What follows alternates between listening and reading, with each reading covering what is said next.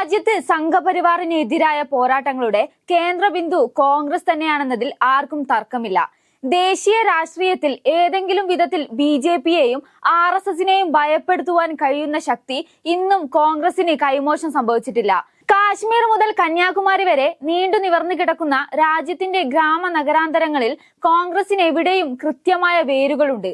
ഗ്രാമങ്ങളെന്നോ നഗരങ്ങളെന്നോ വ്യത്യാസമില്ലാതെ കോൺഗ്രസ് എന്ന രാഷ്ട്രീയ പാർട്ടി തങ്ങളുടെ സാന്നിധ്യം കൊണ്ട് എല്ലായിടത്തും അല്പസ്വല്പം സജീവം തന്നെയാണ്.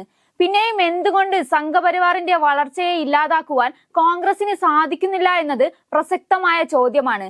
പല തിരഞ്ഞെടുപ്പുകളിലും വലിയ തോതിലുള്ള പ്രചാരണം കാഴ്ചവെച്ചിട്ടും അടിപതറി താഴെ വീഴാനാണ് കോൺഗ്രസിന് കഴിയുന്നത്. സമീപകാലത്തെ പല തിരഞ്ഞെടുപ്പുകൾ എടുത്തു പരിശോധിച്ചാലും സമാനതകളില്ലാത്ത പ്രവർത്തനവും പ്രചാരണവും കോൺഗ്രസ് കാഴ്ചവെച്ചിട്ടുണ്ട്. വളരെയധികം ബുദ്ധി സാമർഥ്യമുള്ള ഒട്ടേറെ നേതാക്കൾ ദേശീയ തലത്തിൽ കോൺഗ്രസിന്റെ മുന്നണി പോരാളികളായി നിലനിൽക്കുകയും ചെയ്യുന്നുണ്ട്. എന്നിട്ടും എന്തുകൊണ്ട് കോൺഗ്രസ് പിന്നോട്ട് പോകുന്നു?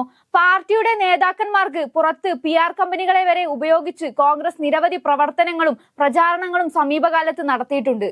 പക്ഷെ അതൊന്നും ഫലം കണ്ടില്ലെന്ന് മാത്രമല്ല, കൂടുതൽ പ്രതിസന്ധിയിലേക്ക് പാർട്ടിയെ തള്ളിവിടുകയായിരുന്നു. എവിടെയാണ് കോൺഗ്രസിന് പിഴവ് പറ്റുന്നത് എന്ന് ചോദിച്ചാൽ അത് നേതൃപരമായ തീരുമാനങ്ങളിലും സംഘടന എന്ന നിലയിലേക്കുള്ള കോൺഗ്രസിന്റെ പ്രവർത്തനങ്ങളിലുമാണ്. രാഹുൽ ഗാന്ധി വളരെ മിടുക്കനായ ഒരു രാഷ്ട്രീയ നേതാവാണ്. വിഷമ സാഹചര്യങ്ങളിലും സന്തോഷ സാഹചര്യങ്ങളിലും എല്ലാം രാഹുലിനെ നയിക്കുന്നത് അപ്പോഴത്തെ വികാരങ്ങൾ തന്നെയാകും. മുൻപൊരിക്കൽ പാർലമെന്റിൽ നരേന്ദ്രമോദിയെ ആശ്ലേഷിക്കുന്ന രാഹുൽ വാർത്തകളിൽ വല്ലാതെ ഇടം പിടിച്ചിരുന്നു. പക്ഷെ അന്ന് രാഷ്ട്രീയ രംഗത്ത് പല പ്രമുഖരും പറഞ്ഞു ഒട്ടും പക്വതയില്ലാത്ത രാഹുലിനെയാണ് അന്ന് കണ്ടതെന്ന്. അതൊരു യാഥാർത്ഥ്യമാണ്. ഇന്ദിരാഗാന്ധിയുടെ കൊച്ചുമകനായ രാജീവ് ഗാന്ധിയുടെ മകനായ രാഹുലിൽ അത്രമേൽ രാഷ്ട്രീയ പക്വത ഇന്നും കൈവന്നിട്ടില്ലെന്നത് യാഥാർത്ഥ്യമാണ്. രാജ്യം നേരിട്ടിരുന്ന എല്ലാ വർഗീയ വിഘടന ശക്തികളെ ഭയപ്പെടുത്തിയും അടിച്ചൊതുക്കിയും രാഷ്ട്രീയ രംഗത്തേക്ക് കടന്നു വന്നവരാണ് ഇന്ദിരാഗാന്ധിയും രാജീവ് ഗാന്ധിയും.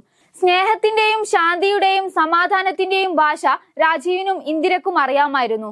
എപ്പോഴും രാഷ്ട്രീയ ലക്ഷ്യങ്ങളിൽ ആരോടും സന്ധിയില്ലാതെയായിരുന്നു അവർ നിലകൊണ്ടിരുന്നത്. എന്നാൽ രാഹുലിലേക്ക് വരുമ്പോൾ എതിരാളികളെ പോലും രാഹുൽ വല്ലാതെ സ്നേഹിക്കാൻ ശ്രമിക്കാറുണ്ട്. ആ സ്നേഹം തന്നെയാണ് ഒരു തരത്തിൽ കോൺഗ്രസിനെ ഈ രീതിയിലേക്ക് തള്ളിവിട്ടിരിക്കുന്നത്.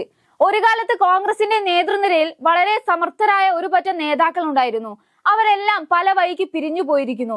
ഇന്നത്തെ ദേശീയ രാഷ്ട്രീയത്തിൽ കോൺഗ്രസിന്റെ കാര്യങ്ങൾ തീരുമാനിക്കുന്നത് മലയാളി കൂടിയായ സാക്ഷാൽ KC വേണുഗോപാലാണ്.